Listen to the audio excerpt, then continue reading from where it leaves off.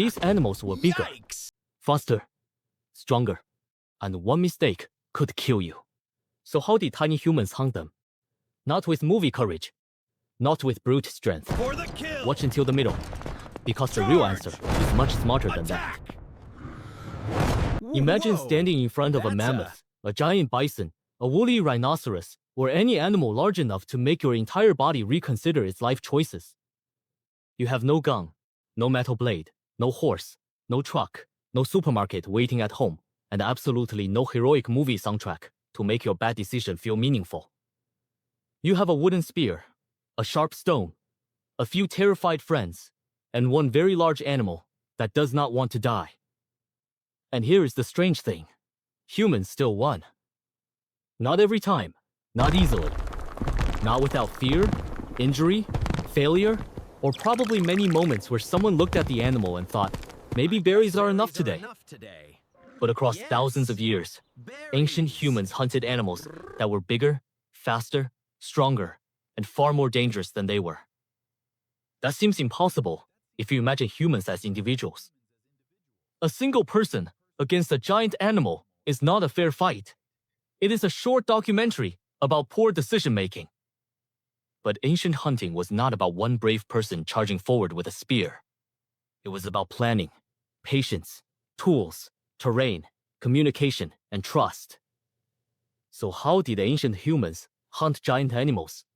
The answer is not that they were stronger than the animals. The answer is that they became dangerous together.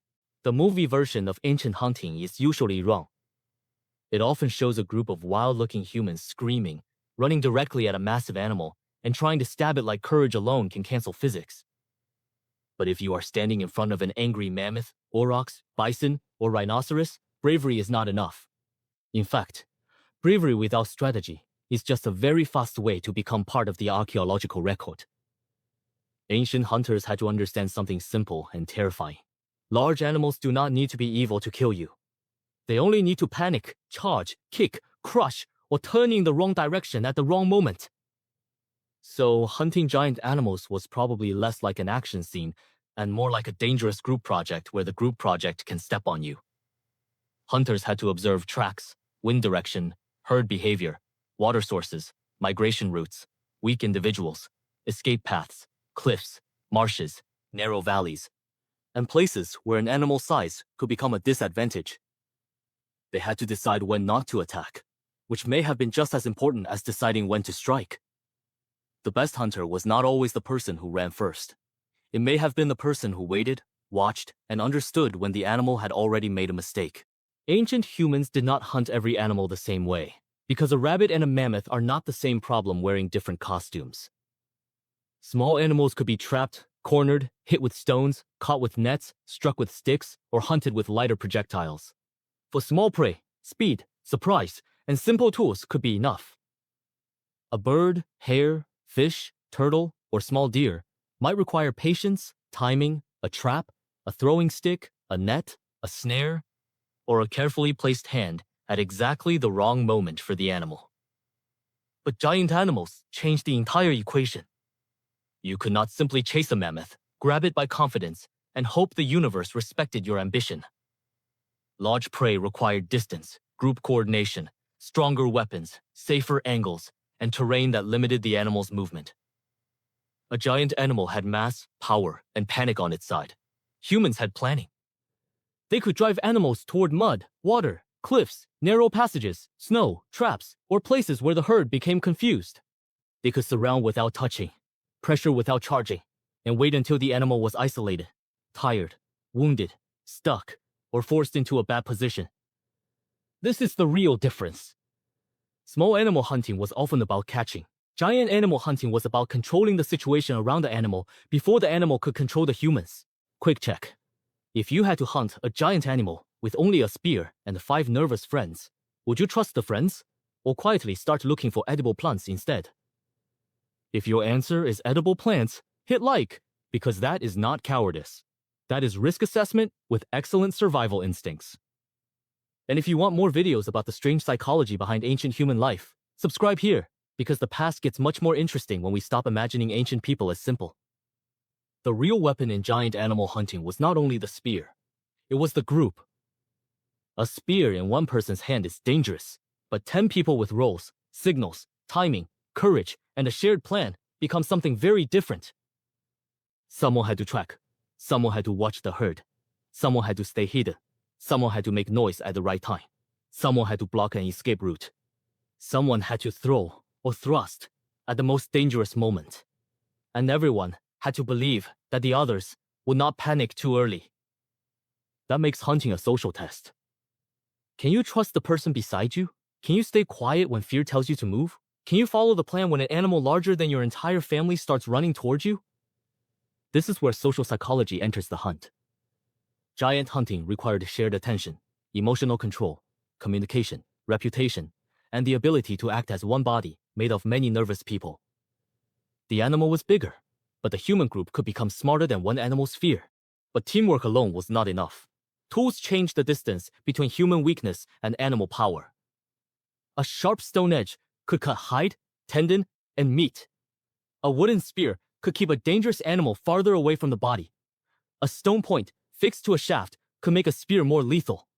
A throwing spear, dart, atlato, or bow and arrow could let humans wound from a safer distance. Every improvement in tools changed the psychology of the hunt. Distance matters. If you have to stand close enough to touch a giant animal, your fear is correct. If you can strike from farther away, your group has more options, more time, and more chances to survive mistakes. The famous Schöningen wooden spears from Germany, found with animal remains, show that early humans or close human relatives were making carefully shaped wooden hunting weapons hundreds of thousands of years ago. These finds changed how researchers thought about ancient hunters because they showed planning, craftsmanship, and active hunting ability, not just scavenging. Content reference. Oocyte 1. Index equals 1. Later tools made hunting even more flexible. The atlatl helped throw darts with greater force. Bows allowed faster shots and more distance. Stone points could be replaced, sharpened, and carried. These were not just objects, they were stored intelligence. A tool is a memory you can hold in your hand. Somebody learned what worked, shaped it, improved it, and passed it forward. One popular idea is that humans could sometimes chase animals until the animals overheated or collapsed. This is often called persistence hunting, and it makes sense because humans are strangely good at endurance. We are not the fastest sprinters in the animal kingdom, but we can sweat, regulate heat, carry water, track footprints, and keep moving for a long time. So yes, in some environments, especially hot open landscapes, long-distance pursuit may have been one strategy.